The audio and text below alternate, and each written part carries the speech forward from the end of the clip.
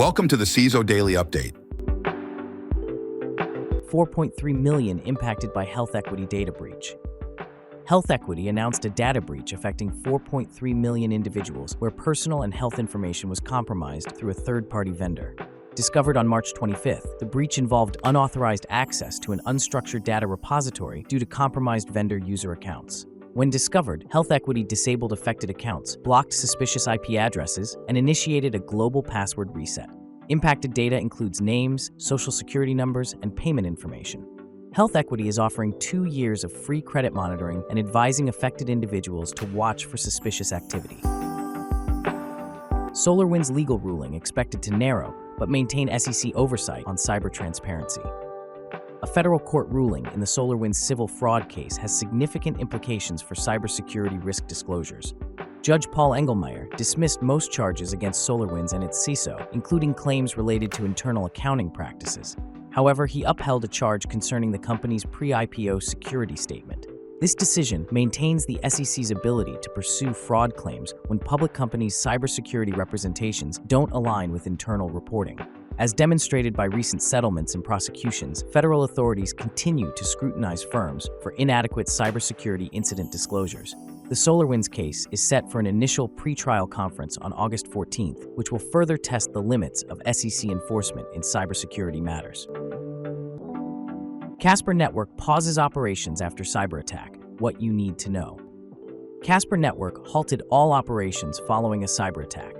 The breach led to the freezing of transactions, including transfers, to protect user assets and maintain network integrity. Casper Network's team is working to resolve the issue and will release a post-mortem report and code updates on GitHub. While operations are paused, Casper trading continues on exchanges to maintain liquidity. Proofpoint email routing flaw exploited to send millions of spoofed phishing emails. A massive phishing scam exploited an email routing misconfiguration in Proofpoint's defenses and allowed a threat actor to send millions of spoofed emails from legitimate companies like Best Buy and IBM. This campaign leveraged authenticated SPF and DKIM signatures to bypass security protections and deceive recipients into divulging sensitive information. The attackers used a loophole in Proofpoint servers to route messages through Microsoft 365 tenants and relay them via Proofpoint's infrastructure.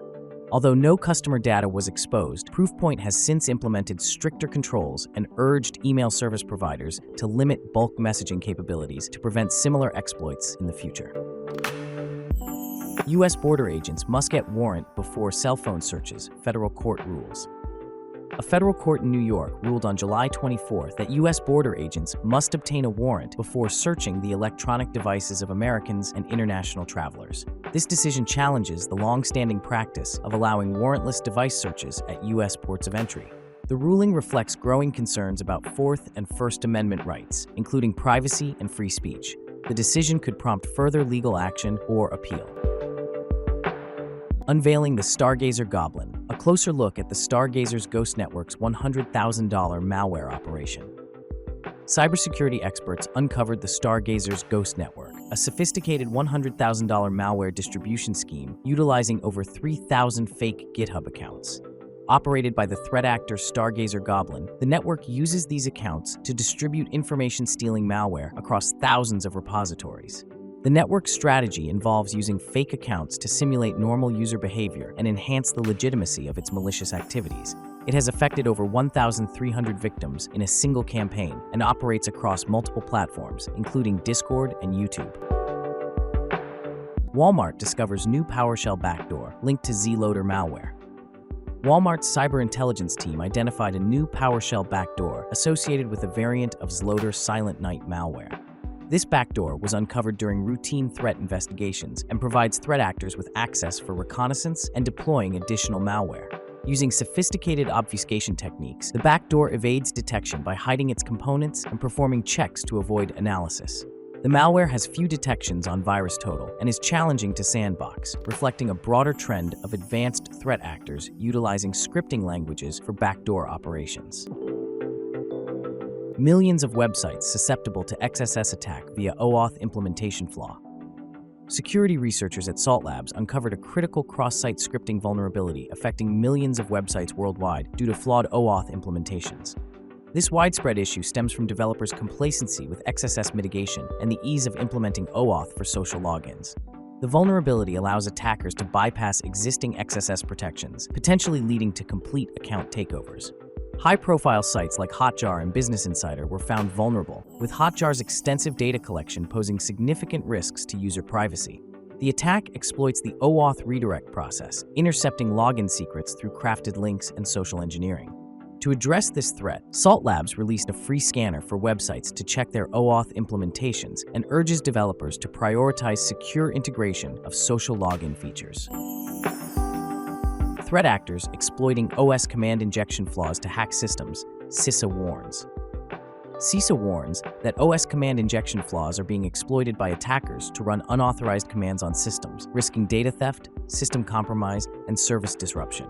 These vulnerabilities arise from insufficient validation of user input, which leads to potential remote code execution. CISA's alert emphasizes the need for secure-by-design practices, including input validation and the use of safe command functions. Key recommendations for software manufacturers include taking ownership of security outcomes, embracing transparency, and building strong organizational structures.